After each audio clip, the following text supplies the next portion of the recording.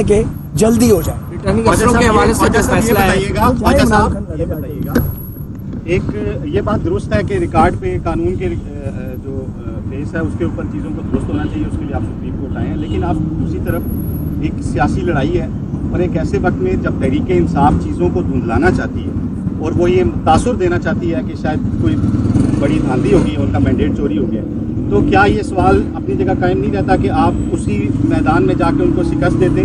اور ضمنی طور پہ یہ بتائیے گا کہ جس ٹریبیونل کے جس جج نے آپ کے خلاف ڈیسیژن دیا ہے, کیا ان کے بھائی نے مسلم لیگ نون کے ٹکٹ کے لیے اپلائی کیا تھا اور انہیں کوئی ریفیوز کر دیا گیا تھا؟ دیکھیں, جس ٹریبیونل کے جج نے مجھے ڈی سیٹ کیا ہے, میں ان کے خلاف ایک لفظ بھی نہیں کہوں گا, کیونکہ اور اگر کہوں گا تو پازیٹیو کہوں گا. میں عمران خان تھوڑا ہوں, میں ایک سنجیدہ سیاسی کارکن ہوں, 40 سال میں نے پالیٹکس کی ہے.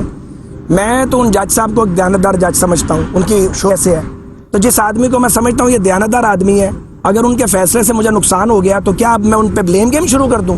یہ تھرڈ کلاس پالیٹکس ہے, یہ عمران کر سکتا ہے, ہم نہیں کرتے. سر عمران خان کہتے ہیں کہ 4 وکٹوں میں سے 1 وکٹ گر گئی, باقی 3 وکٹیں گر گئی. اللہ جانتا ہے, سیاست اور کرکٹ 2 الگ چیزیں ہیں. وہ سیاست میں کرکٹ کھیلنا چاہتے ہیں, کبھی گلی ڈنڈا کھیلنا شروع کر دیتے ہیں. سیاست سیاسی طریقے سے ہوتی ہے. بن گئے جی, یہ بتا دیں یار, میرا مشیر بننا تو نان ایشو ہے, لیکن میں یہ ضرور کہوں گا کہ پاکستان ریلویز میں جو پروفائل کام کا الحمدللہ ہم نے 2 سال میں سیٹ کیا محنت کر کے, وہ چلتا رہے گا. وفاق میں PMLN کی گورنمنٹ ہے اور اس گورنمنٹ کی ایک پرچھائی کے طور پہ میں یہاں ہی موجود ہوں. انشاءاللہ.